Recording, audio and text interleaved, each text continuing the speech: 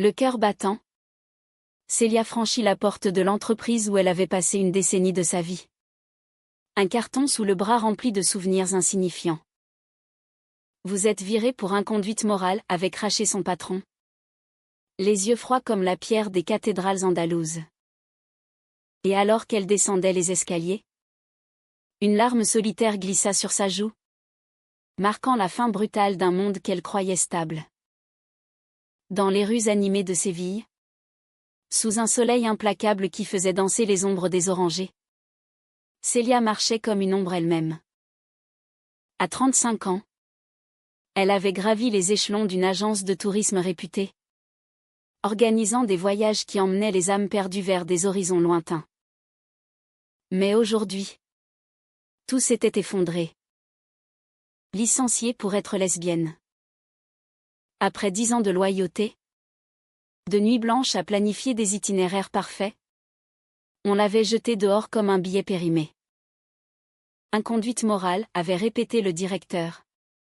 Un homme bedonnant aux moustaches grises, qui n'avait jamais digéré la rumeur de sa relation avec une collègue éphémère. Célia serra les dents, retenant un sanglot. Comment en était-elle arrivée là? Elle se rappelait son arrivée en Espagne, fuyant une France trop étroite pour ses rêves. Paris l'avait vue naître, grandir dans un quartier bourgeois où les conventions pesaient comme des chaînes. Fille unique d'un père avocat et d'une mère professeure de littérature, elle avait toujours senti un vide, un appel vers l'ailleurs. À 25 ans, elle avait plié bagages pour Séville, attirée par la passion flamenco et les nuits chaudes. L'agence l'avait embauchée pour son bilinguisme et son flair pour les voyages romantiques. Ironie du sort, c'est là qu'elle avait découvert son vrai moi. Dans les bras d'une femme pour la première fois. Mais la société espagnole, malgré ses airs libéraux, gardait des poches de conservatisme, surtout dans les entreprises familiales comme la sienne. Arrivée à l'hôtel où elle logeait temporairement, son appartement étant trop cher sans salaire, Célia s'effondra sur le lit. Le réceptionniste, un jeune homme aux yeux doux nommé Pablo, l'avait regardée avec compassion. Mademoiselle Moreau, il y a une boîte pour vous, avait-il dit en lui tendant un paquet enveloppé de papier craft, scellé d'un ruban rouge. Intriguée, elle l'ouvrit d'une main tremblante. À l'intérieur, une lettre manuscrite et une clé antique. La lettre était signée Noah. Noah. Ce nom résonna comme un écho lointain. Noah était une touriste française qu'elle avait rencontrée il y a des mois, lors d'un circuit qu'elle avait organisé. Une femme de 32 ans, aux cheveux au burn et au sourire qui illuminaient les plazas. Elles avaient partagé des verres de sangria, des promenades le long du Guadalquivir, et une nuit passionnée qui avait ébranlé les fondations de Célia. Chère Célia, commençait la lettre. Je n'ai pas pu oublier notre rencontre. Quand j'ai appris pour ton licenciement les nouvelles voyagent vite dans les cercles parisiens, j'ai su que je devais agir. Cette clé ouvre une porte à Paris, une galerie d'art que je dirige. Viens. Et recommençons. Célia relut les mots. Le cœur en tumulte. Noah. Cette femme énigmatique qui avait disparu après leur idylle, réapparaissait comme un fantôme bienveillant. Était-ce un piège? Ou une chance? Elle rangea la boîte, l'esprit en ébullition. Le soir venu, elle erra dans les ruelles de Triana, où le flamenco résonnait comme un cri de douleur. Une danseuse, les yeux noirs de passion, tournoyait, rappelant à Célia ses propres tourments intérieurs. Le lendemain, Célia décida de contacter Noah. Un appel vidéo. Et voilà le visage de Noah sur l'écran, plus beau que dans ses souvenirs. Je suis désolée pour ce qui t'arrive, murmura Noah. Sa voix chaude comme un vin vieilli.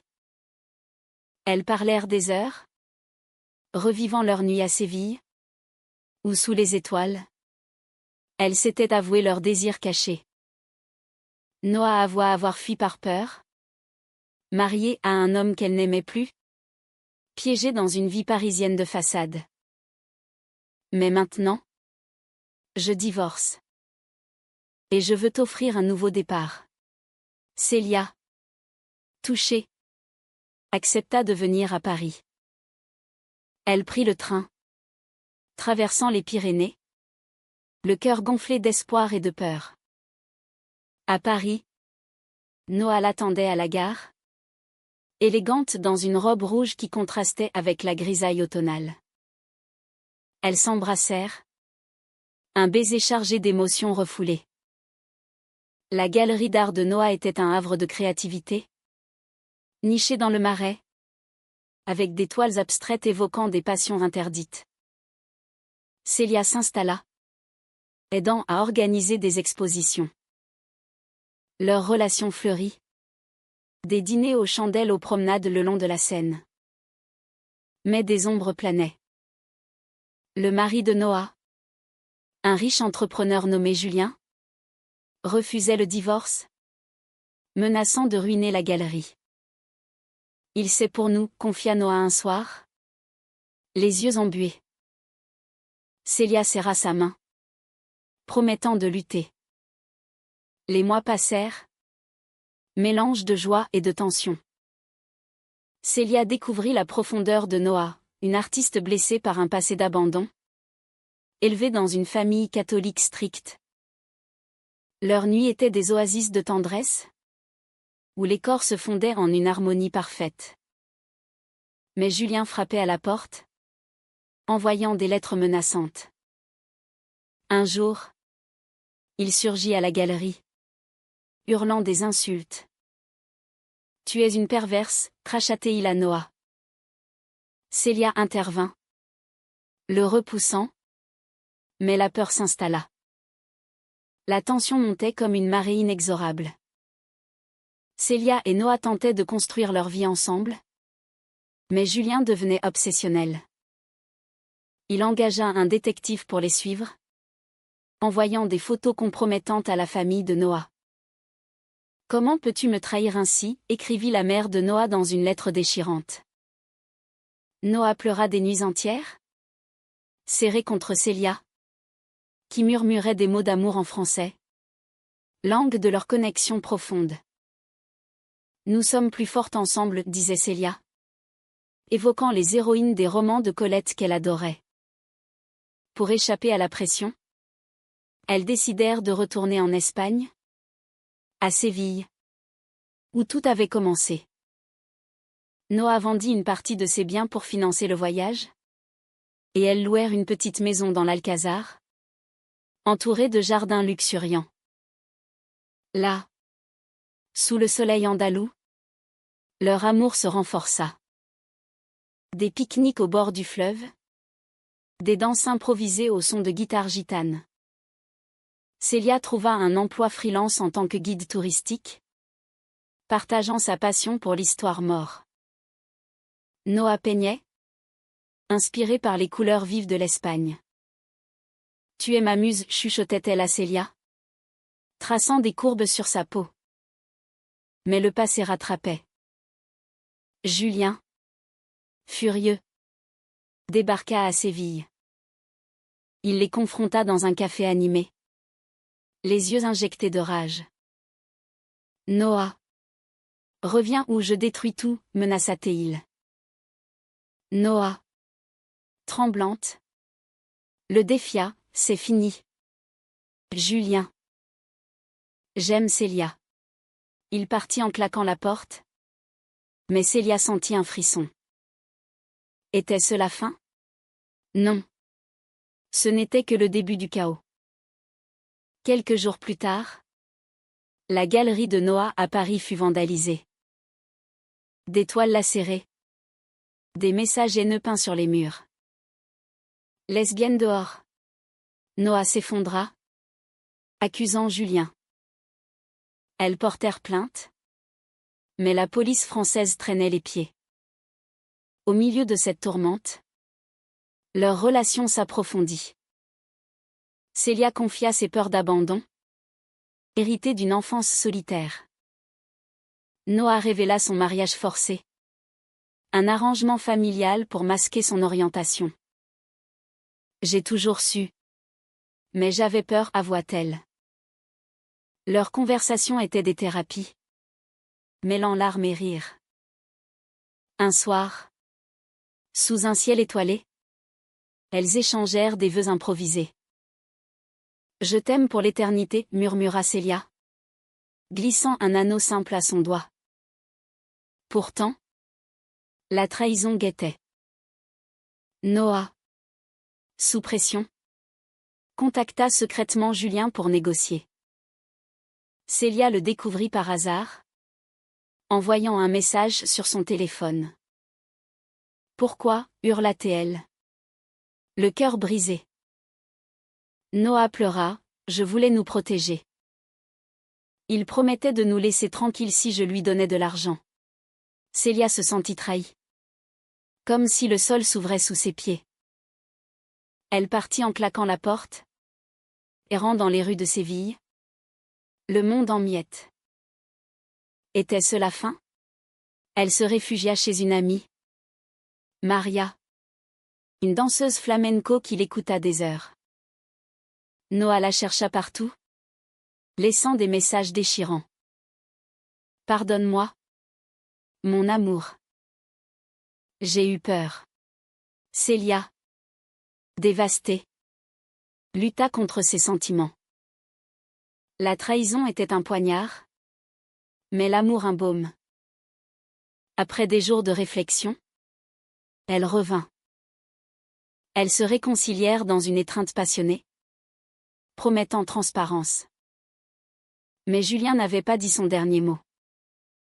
Il engagea des poursuites judiciaires, accusant Noah de fraude. La galerie risquait la fermeture. Le haut trao arriva lors d'un festival à Séville. Au milieu des feux d'artifice et des danses, Julien apparut, armé d'un dossier. Je vais tout révéler, cria-t-il. Noah, paniqué, le supplia. Célia, courageuse, s'interposa. Laisse-nous, ordonna-t-elle. Une bagarre éclata, mais la foule intervint. Julien fut arrêté pour harcèlement.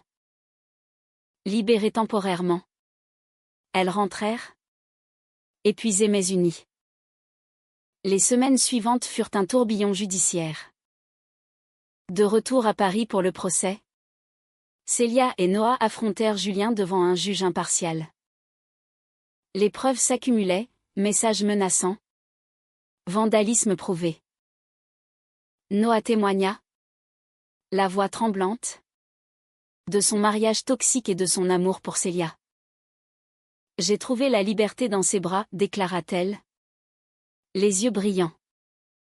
Célia, à ses côtés, serra sa main, symbole de leur résilience. Le juge, touché par leur histoire, condamna Julien à une amende et une interdiction d'approche. La galerie fut sauvée, et le divorce prononcé. Mais les cicatrices restaient. Noah luttait contre la culpabilité de sa trahison passagère. Comment as-tu pu me pardonner, demandait-elle souvent. Célia répondait avec sagesse, l'amour n'est pas parfait. C'est un choix quotidien.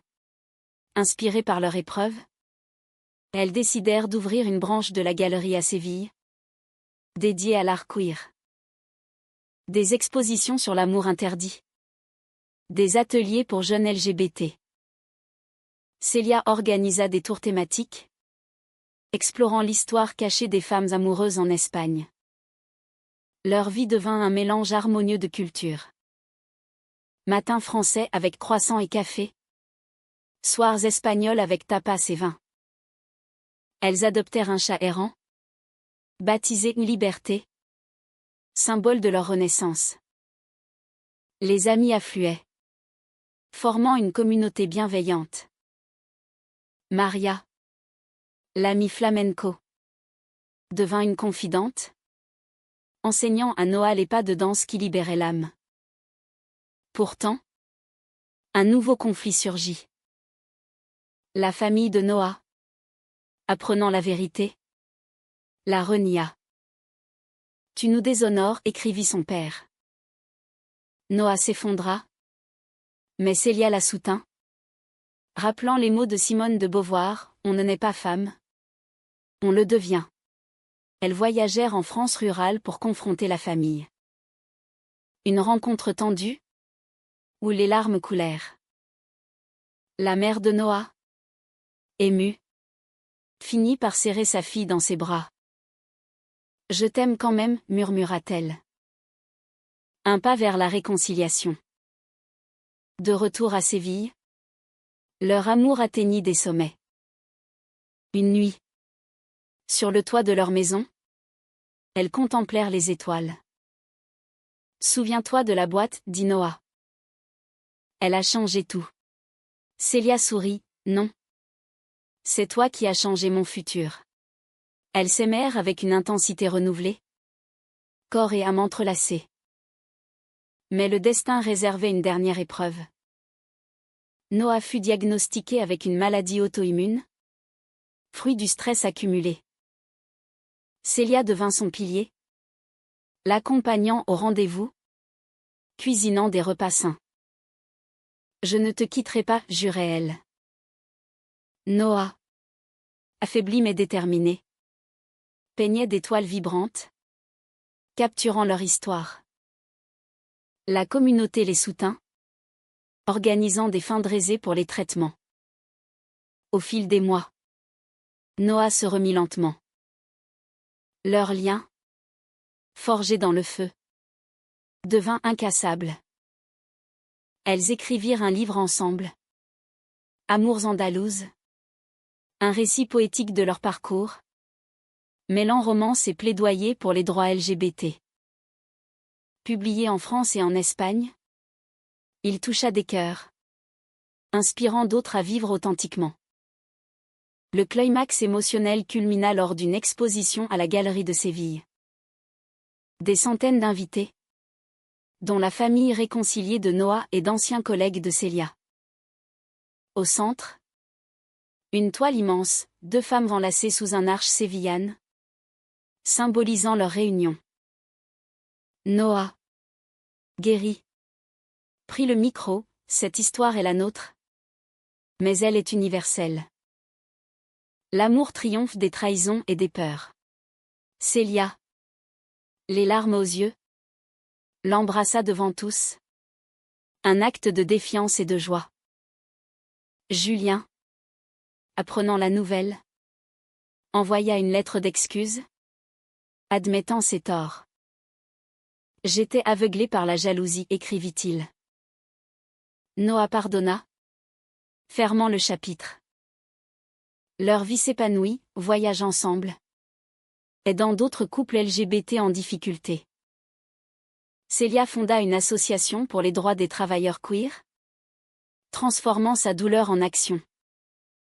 Des années plus tard, assises sur une plage andalouse, elles regardèrent le soleil se coucher. « Après tout ça, qu'as-tu appris ?» demanda Noah. Célia répondit, que l'amour est humain, avec ses failles et sa beauté. Et que nous, les femmes qui s'aiment, sommes des pionnières. Elles s'embrassèrent, le vent portant leur rire. La fin fut douce amère, mais profondément humaine. Noah et Célia vécurent ensemble jusqu'à un âge avancé, laissant un legs d'espoir. Leur histoire, gravée dans les cœurs, rappelait que même après la trahison et la perte, la rédemption existait. Dans un monde souvent cruel, leur amour était un phare, illuminant les chemins obscurs pour d'autres.